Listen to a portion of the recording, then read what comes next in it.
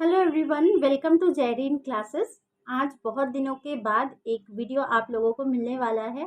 And इस बीच इतने दिनों तक कई वीडियोस नहीं, कुछ भी वीडियोस रैदर आ नहीं पाए। उसका रीज़न ये है कि मैं जैसे आप लोगों को पहले बता चुकी हूँ कि मैं प्रैक्टिस कर रही थी, फुल टाइम प्रैक्टिस कर रही थी। और अभी फुल टाइम प्रैक्टिस तो बोल नहीं सकती, कुछ लाइफ में और चेंजेस आए हैं। तो इस वजह से जो है अब थोड़ा बहुत फिर से चेंज आया है, तो मुझे लगा कि फिर से मैं आप लोगों के साथ कनेक्ट कर सकती हूँ। और चेंज तो देखिए लाइफ में आती रहती है, कहते हैं ना, change is the only constant. तो वही चीज़ है। तो फिर से मुझे लगता है अब मैं आप लोगों के साथ टाइम दे पाऊँगी, क्योंकि अब वो पहले वाला रूटीन रहा नहीं। तो इस वजह से जो है हम लोग फिर से स्टार्ट करेंगे। और ये वीडियो जैसे आप लोगों को टाइटल से ही समझ में आ रहा होगा कि हाँ, एविडेंस एक्ट को लेकर है। और क्योंकि 2 रीज़न हैं इसके पीछे। पहला रीज़न है कि हमारे इस चैनल में एविडेंस एक्ट को लेकर कोई ख़ास वीडियो है ही नहीं। ख़ास क्या, कोई भी वीडियो मुझे नहीं लगता है। और दूसरा ये कि आप लोगों को लग रहा होगा कि अब एविडेंस एक्ट का क्या ज़रूरत है मैम, नया बिल आ गया है, तो उसमें तो एविडेंस एक्ट, सीआरपीसी, आईपीसी ये सब तो कुछ रहा ही नहीं। तो बिल्कुल ऐसा तो बात है नहीं। भले नाम चेंज हुआ है, तो अंदर का जो कार्डिनल, जो बेसिक फाउंडेशन है हमारा सारा एक्ट्स का, तो वो तो रहेगा, वो अनचेंज्ड रहेगा। ऐसा नहीं है कि आईपीसी हट गया है तो उसमें से लिखे हुए जो भी सारी चीज़ें हैं वो सब क्राइम अब रहेगा ही नहीं, क्राइम अब दूसरी चीज़ों को करेंगे। ऐसा नहीं है, बेसिक चीज़ वही रहेगा, प्रोसीजर वही रहेगा। कुछ-कुछ चेंजेज़ आए हैं, बेसिक नाम चेंज हो सकता है भले ही। तो यही सारी चीज़ें हैं, तो पढ़ना हम लोगों को वही सारा चीज़ है ही, कुछ एडिशन अल्टरेशन हो सकता है। तो एविडेंस एक्ट के लिए मैं कहूँगी कि जैसे पहले भी कहती थी, किसी भी एक्ट के लिए सबसे शुरुआती तौर पे ऐसा नहीं करना है कि स्टार्ट करने से पहले ही सेक्शन 1 उठाया और पढ़ना शुरू कर दिया। बिल्कुल ऐसा ज़रूरी नहीं है।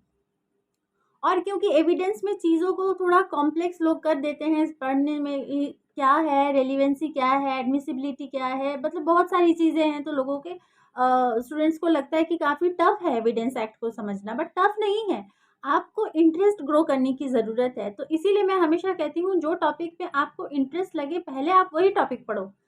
इट इज़ इमैटेरियल कि वो टॉपिक एक्ट के कहाँ पर मेंशन है, लास्ट में भी हो सकता है। लेकिन आपको अगर लगा कि नहीं, ये सेक्शन अच्छा लग रहा है, सुनने सही लग रहा है कि इसमें क्या है, जानना चाहिए, तो आप वही सेक्शन पढ़ो। इससे क्या होगा, आपको इंटरेस्ट डेवलप होगा और आप लोग फिर से जो है उसको भी पढ़ना शुरू करोगे और उसको अच्छे से कंसीव कर सकोगे, अंदर डाल सकोगे कि हाँ, ये सारी चीज़ें हैं जो दिमाग में आपके रह जाएँगी। और जर्नी को आसान बनाने के लिए मैं तो आप लोगों के साथ हूँ ही। तो चलिए शुरू करते हैं आज ओरल एविडेंस, हैं? तो आप लोगों को लग रहा होगा पहले ओरल एविडेंस क्यों मैडम? तो एविडेंस बहुत तरह से हो सकता है। एक होता है डॉक्यूमेंटेड और एक होता है ओरल एविडेंस। तो देखिए, जो सेक्शन 59 है एविडेंस एक्ट का, वो कहता है क्या कि ऑल फैक्ट्स, ऑल फैक्ट्स, कोई भी फैक्ट्स, अगर जो भी मैटर है, ऑफ कोर्स जो मैटर कोर्ट के सामने आया है, वो सारा फैक्ट्स जो है, except the contents of documents, जो डॉक्यूमेंट्स में लिखा है उसके अलावे जो भी सारी चीज़ें हैं, उसको प्रूफ किया जाना चाहिए through oral evidence. 59 of evidence act lays down that all facts except contents of documents must be proved by oral evidence। oral evidence के थ्रू ही प्रूफ होना चाहिए। अब ओरल एविडेंस क्या है, कहाँ है, वो सेक्शन 3 में है। Definition of oral evidence is given under section 3। तो आप लोग सेक्शन 3 पढ़िए।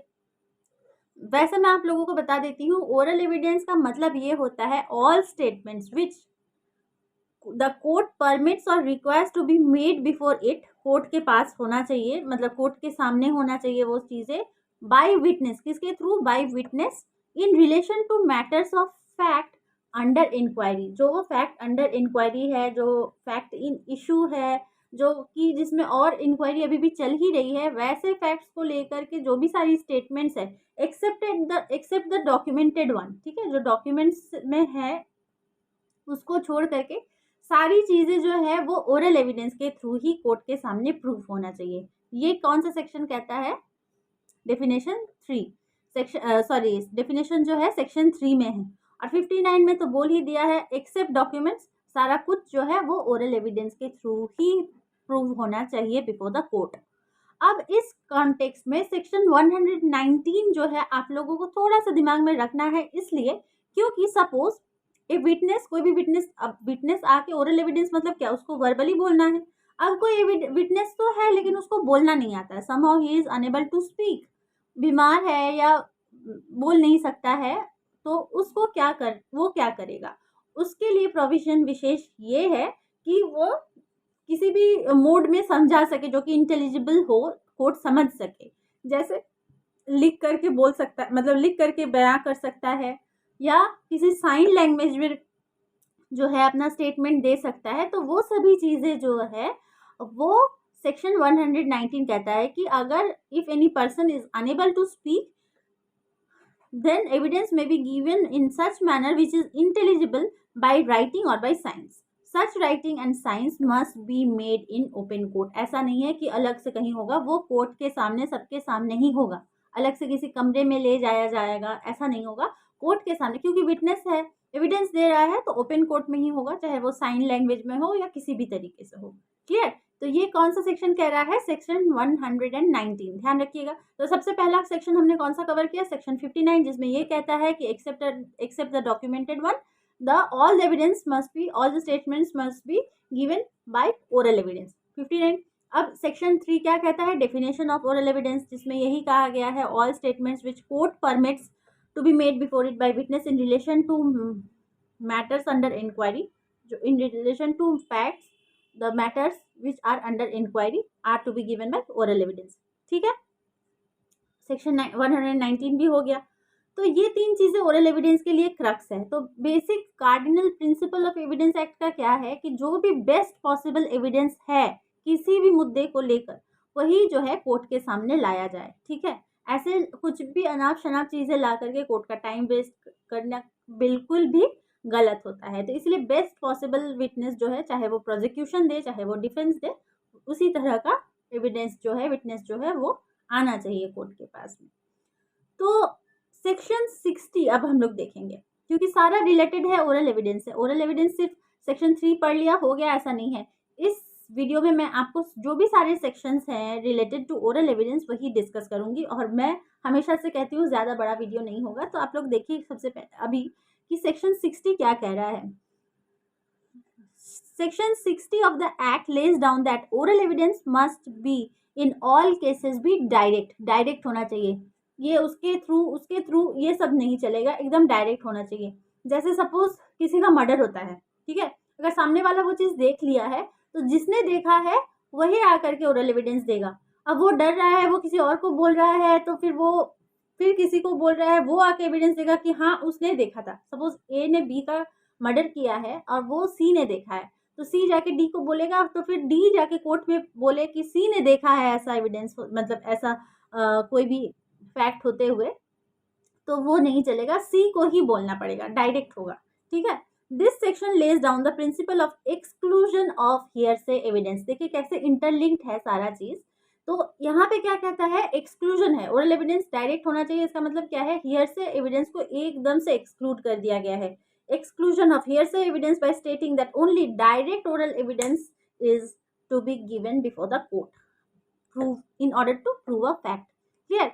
तो ऐसे करके जो है हम लोग जब पढ़ना शुरू करेंगे ना, इंटरेस्टिंग लग रहा होगा। हाँ, इसी तरह से इंटरेस्ट डेवलप होता है। मैं आप लोगों के साथ अब फिर से फुल जर्नी क्रिएट करूंगी, जिसमें आप लोगों को बहुत आसानी से समझ में आ जाएगा। पहले तो कंसेप्ट क्लियर कीजिए, तो कौन कौन सा चीज़ें हम लोग ओरल एविडेंस से आज के इस वीडियो में देख लिए हैं। आगे चल के मैं आप लोगों को बताऊंगी डायरेक्ट एविडेंस का मीनिंग क्या है, सेक्शन 60 जो मैंने कहा उसमें है क्या, तो वो हम लोग नेक्स्ट वीडियो में देखेंगे। और उसके बाद ही उसी वीडियो में हम लोग शुरू करेंगे रूल ऑफ एक्सक्लूजन।